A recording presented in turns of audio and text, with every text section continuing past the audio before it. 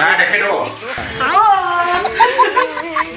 อันสังขารก็ไว้เนอะปัดก็ไว้เนอะดีอันสังขารเลยเดียวเด้ออีกทีเราใครวะนี่นายข้าวมันจะมาเอ็ดดิ้นปีนี้กันสิคุณเด้อเดี๋ยวสักช้าสิมาใส่ก็ต้องบางเลยเรื่องอ่ะโอ้ยนี่นาซิมาสมัยก็บางเลยอ่ะ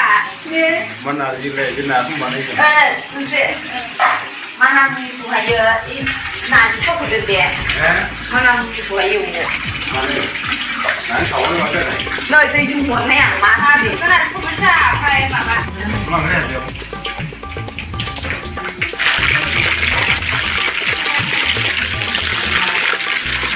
เนี่ยคุณเนี่ยในนั้นนี่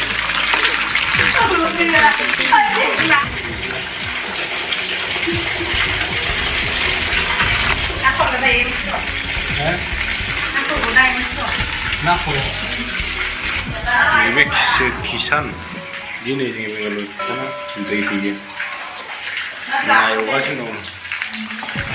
เดี๋ยวข้างในเราได้มุมอยู่ไม่ใช่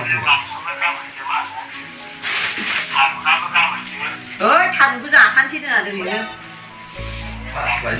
กูอยากทันมันคุณไปมึนหน้าด่าไอ้เนี่ยพาสไลด์ขนาดเราอยู่ช่องสปอนมาบ้านนู้ให้ยังมาเมียมึนทำมามึนปริใจที่มึนเลยคุณนุ่มเป็นผู้หล่อไว้มึงก็ตัวชิเขาชิตัวชิเขาชิคุณนุ่มคนนึงคนดีจ้ะเนี่ยไอ้เนี่ยนี่หาเที่ยวหน้ากินไปหรอมือหน้าถือชี้เด็ดเบ็ดทัดเชือกไอ้เนี่ย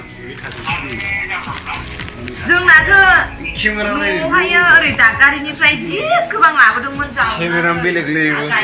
วันนี้โมบายก็ได้คิมรัมบิเล็กนี่อาจจะมีชันจะจะไล่ทัดยังไงอ่ะไม่ให้ก็ไม่ได้เลยคือหมดไม่ใช่หน้าที่เรียนร้านหนังจ่ายให้กันหนูขาดแท้เลยเนี่ยหาจะใจกันนะได้สินะ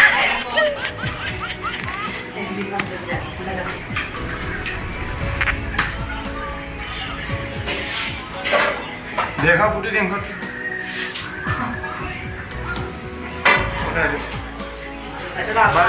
มาบ้านจ้ามานีมุนีบ้านจ้ามานีมุนีบ้านจ้าน้าบ้านจ้าอีกวันแต่ว่ากุศลเลยมาที่หาย้อนลงนี่เมมเบอร์เดียร์เลยเมมเบอร์เดียร์กุศลก็แล้วให้แล้วเชื่อเลยใครวิชงเลยเนี่ยเมมเบอร์เดียร์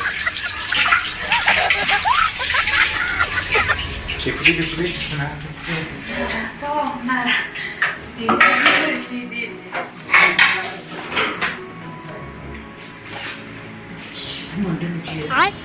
เด็กคุณเด็ก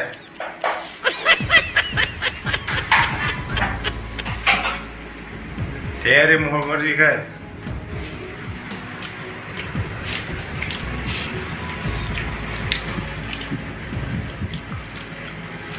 เป็นไงเขาไม่ช่วยดิ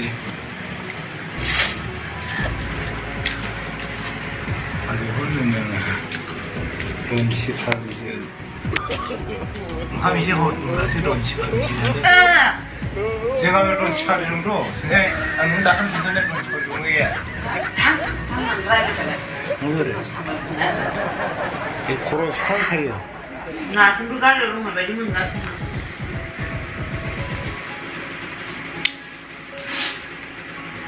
이 집이 이건 뭐